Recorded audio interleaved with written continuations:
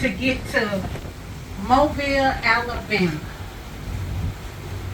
When they took us off the ship, we were divided up and taken several different places. But let me just go back for a minute and tell you about my shipmate, my husband, Oluwale. We were shipmates. I don't think that I would have made it if it wasn't for my shipmate, for my Oluwale. When Colonel Thomas Buford purchased us, we were given different names. I told you my shipmate name was Oluwale. But since no one could spell that because it was an African name, they called him Charlie Lewis. They called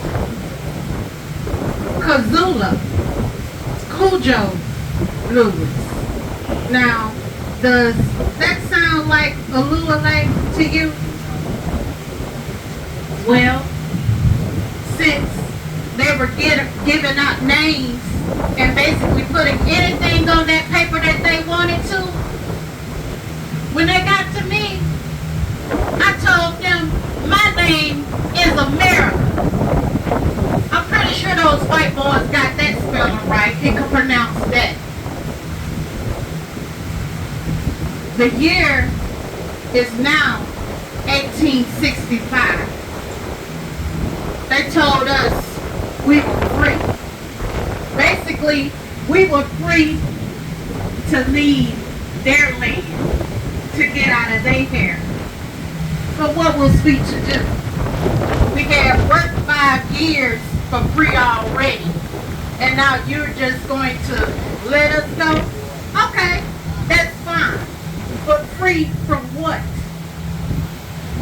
We had no money.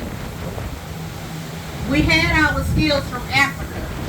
I was a cultivator. I knew how to grow things out of the land. So I was selling my field peas and my okra down at the market. Baby, you want to buy these? Thank you.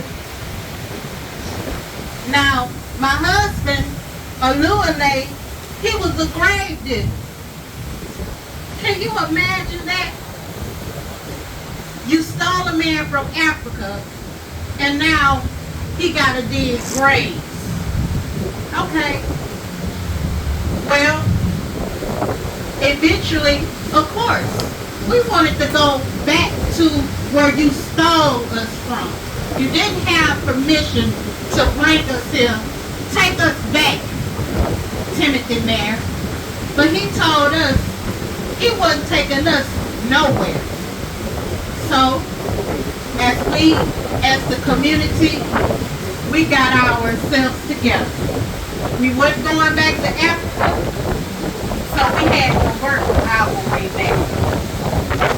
We had no clue what to do, so we sold our vegetables, as I did.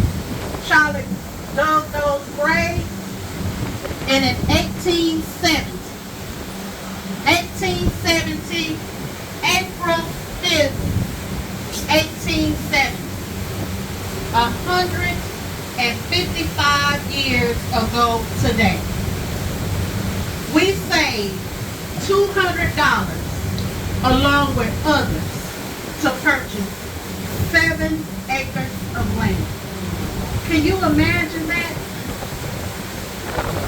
5 years after being freed from slavery, we purchased land because of the things that we saved up. We had to find our way. We called our 7 acres of land Lewis Quarters. Lewis Quarters is still there today. Now, we had help with others, building our house. Anybody who purchased was able to buy land and build houses. We just helped each other out. We were a community. We stayed together. If anybody needed help, somebody was going to help you. Charlie was considered as a chief in the community because he was one of the older ones. He was very mind-strong. And even though Colonel Buford tried to break my husband, he couldn't break my husband. He stayed strong. So, we built our houses, and we had 5 beautiful children. Maggie, Martha, Mary, Richard, and Joseph. You probably can see a picture of my husband somewhere in the history book, Charlie Lewis, but he will always be a Lewis to me. No pictures of me, nowhere to be found. But I do want you to know, now we're up to 7 generations in this Lewis family. When you look at me, you're looking at my family. In my family, I have historians. I have educators. I have a lot of college graduates with degrees. And just like us, homeowners and landowners. Just remember, you can never kill the spirit of an ancestor.